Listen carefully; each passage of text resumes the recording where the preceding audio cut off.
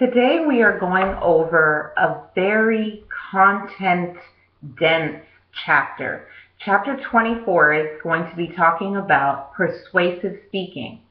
Persuasion means that I am trying to change the audience's thoughts, their attitudes, their beliefs, their values, even sometimes their actions. So there's a lot involved, and you have to make sure that you are connecting with the audience. The most successful persuasive speaking focuses on what motivates the listener.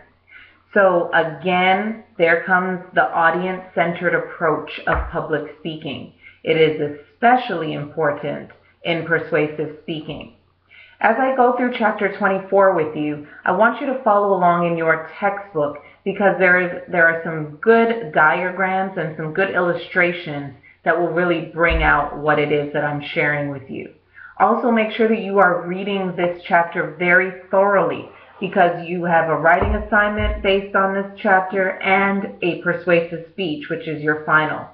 So you'll really want to make sure that you understand the concepts that we are talking about. So first, let's talk about Aristotle. Aristotle came up with 3 different ways of motivating the audience to change their thoughts, attitudes, values, or actions. So he came up with logos, ethos, and pathos. And he says that if you use all 3 of those together, that you can be very effective in persuading an audience. So logos means logic. Logos, logic. It means that you have really thought out and are using good reasoning and sound reasoning skills. So the audience is able to follow your argument logically. Secondly, he says you have to have good pathos. Pathos means that you're using emotion. So either you're getting the audience angry about a social issue, wanting to do something about it, or you're getting them to be sympathetic towards your cause, but you do throw in an element of emotion. Okay? And then the third thing that Aristotle says you must have is ethos. Ethos is close to ethics. So that means, are you a credible speaker to the audience?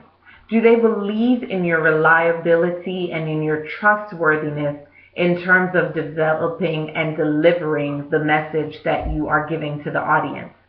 If they cannot trust you, if they feel that you're just saying things that you really haven't researched well, or that you're quoting sources that don't really exist, then your credibility or trustworthiness will be completely gone. And even if you have a good argument, the audience will not be motivated to change. So again, if you have a good combination of logos, ethos, and pathos, you're going to have a sound argument, according to Aristotle. So what do those sound arguments include? Again, there are 3 elements to a sound argument. The first one is having a strong claim or a proposition. So that's just where you are stating your position or your viewpoint on the issue. This should be done in the introduction of the speech, so we know exactly from the beginning where you stand on the topic or on the issue. For example, if you were giving a speech on abortion, we would need to know if you were pro-life or pro-choice right from the beginning.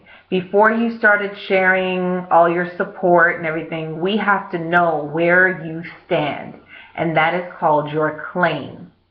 Then, in the body of your speech, you would have what we call your evidence. That's the second element of a sound argument. Your element is essentially all the supporting material that you put in an informative speech. It's your stories, it's your statistics, it's your testimony. It's all of those things that back up what you are saying, what you claim to feel, or your position on the topic. How do you support that? Okay, and that's where your logo should come in the evidence. Lastly, every good persuasive speech or every good argument ends with a warrant. And a warrant is especially, or is essentially where you're giving that last push and you're telling the audience, you should agree with the way that I am sharing this information. You should really get on board with my cause because of such and such. So it's like that final appeal or the closing statements that you might hear in court. It's that way that you wrap it up in the conclusion that really makes the audience move and want to change or be excited to get involved in some kind of cause. Okay? So again, the three elements to a good argument are claim, evidence, and warrant. All right, now, that's how you develop a good argument. But oftentimes, and you see this a lot in commercials and advertising, that we have something called logical fallacies. If you just break down that word, think of logical, so they're logic, again, like Aristotle, logos, but it's logical fallacies. Fallacies means false. So that means that the argument or the logic you are using is faulty. There are holes in it. And if you look in your textbook on page 199 through 201, it gives you a good synopsis or summary of some of the more common logical fallacies. As you give and prepare for your persuasive speech, I will be listening to see if you use any of these fallacies. You do not want to have them in your speech. So let me highlight for you some of the more common ones that students tend to use. The first one is called the bandwagoning technique. So essentially, your logic is that you should do whatever it is that the audience should do whatever it is that you're telling them to do because everybody's doing it.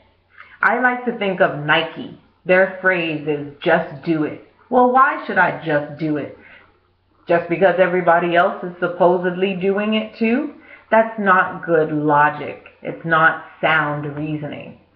The second logical fallacy is what we call begging the question.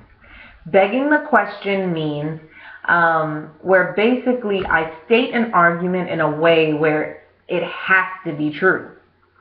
Like there is no other option. When in reality, that's usually not the case in life. So if I say, today you should agree with me that war should not be fought because it kills. Really? How can I argue against the fact that war kills? That is an inherent fact. So that's not a good argument. That's not sound logic. Of course we have to agree with you because it's a fact. Okay? So that's called begging the question. The third type of logical fallacy is called the either-or fallacy. And that's where you present to the audience two and only two possible ways to look at a situation. There are always more than two ways to look at any situation. So if you think of advertising, you'll hear either you have to drink Coke or you have to drink Pepsi. Are those the only two types of soda pop out there? I don't think so. Or you'll hear Duracell or Energizer batteries. Whatever happened to all the other brands that I see when I go in the store? But that's the way that they market. It's a fallacy. It's called the either-or fallacy. Please avoid that in your speech. The fourth one that I'll go over with you is called the ad hominem. The ad hominem. And that's where you're focusing your logic on the person that is saying something as opposed to the issue. So for example, this happens a lot in politics where somebody will be against an idea or a bill or a proposal, not because they don't like what is in that proposal, but because they don't like the senator that proposed it, or they don't like, the legislator that came up with it. That's not good logic.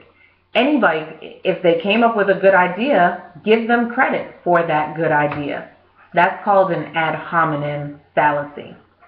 Next one that we'll talk about, and that's number 5, is the hasty generalization.